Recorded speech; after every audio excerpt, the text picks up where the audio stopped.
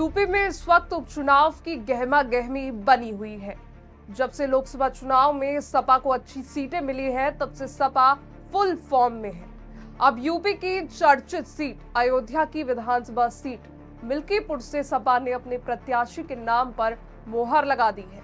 इस सीट से सपा ने अजीत प्रसाद को उतारा है, जो अयोध्या सांसद अवधेश प्रसाद के बेटे हैं। इस सीट पर अभी भाजपा ने अपने उम्मीदवार की घोषणा नहीं की है, लेकिन इस सीट की कमान खुद योगी आदित्यनाथ संभाले हुए हैं।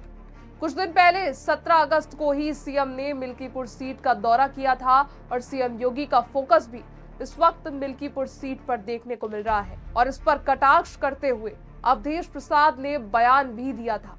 उन्होंने कहा था कि भारतीय जनता पार्टी के दिल्ली वाले लोगों ने पूरे राज्य का मुख्यमंत्री होने के बावजूद योगी आदित्यनाथ को सिर्फ मिल्कीपुर और कटहरी विधानसभा सीटों के उपचुनाव तक सीमित कर दिया है।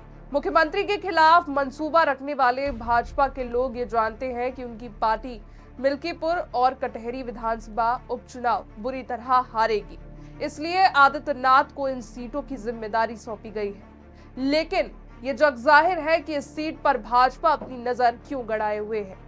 दरअसल अयोध्या में सपा की बेहतरीन जीत के बाद से भाजपा अपने जख्म पर मरहम लगाने के लिए मिल्कीपुर सीट पर अपना फोकस बनाए हुए है।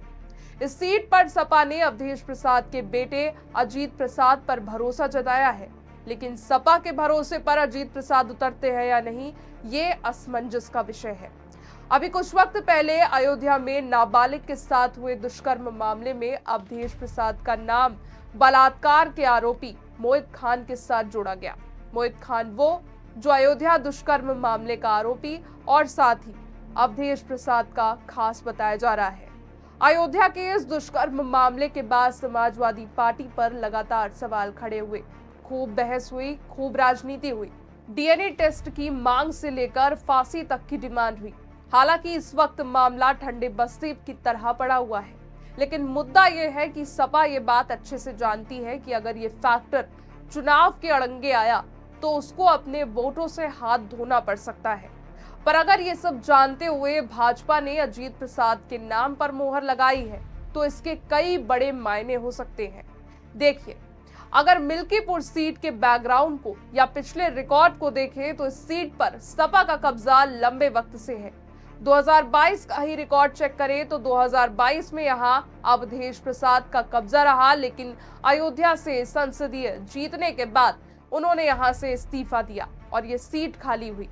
पहला कारण ये माना जा रहा है कि यहां से अवधेश सांसद रह चुके हैं और जनता को उन पर लंबे वक्त से भरोसा है, इसलिए सपा ने ये सीट उनके बेटे को दी ताकि जनता को क्लियरिटी मिल सके और उनके पास किसी और को चुनने का ऑप्शन ना हो।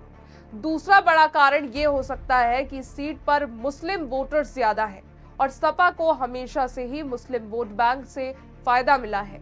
देखा जाए तो अयोध्या रेप केस के आरोपी के धर्म को लेकर भी लगातार ड्रामा क्रिएट हुआ और धर्म पर सपा ने ऑब्जेक्शन भी किया था। एक ये बड़ा फायदा सपा को मिल सकता है क्योंकि मिल्कीपुर मुस्लिम बहुल सीट में आती है। अब सपा का ये गेम प्ले उनके प्लान के अकॉर्डिंग काम करता है तो सपा की जीत पक्की है। अब आगे क्या होगा, ये उपचुनाव के नतीजे आने के बाद ही तय हो पाएगा।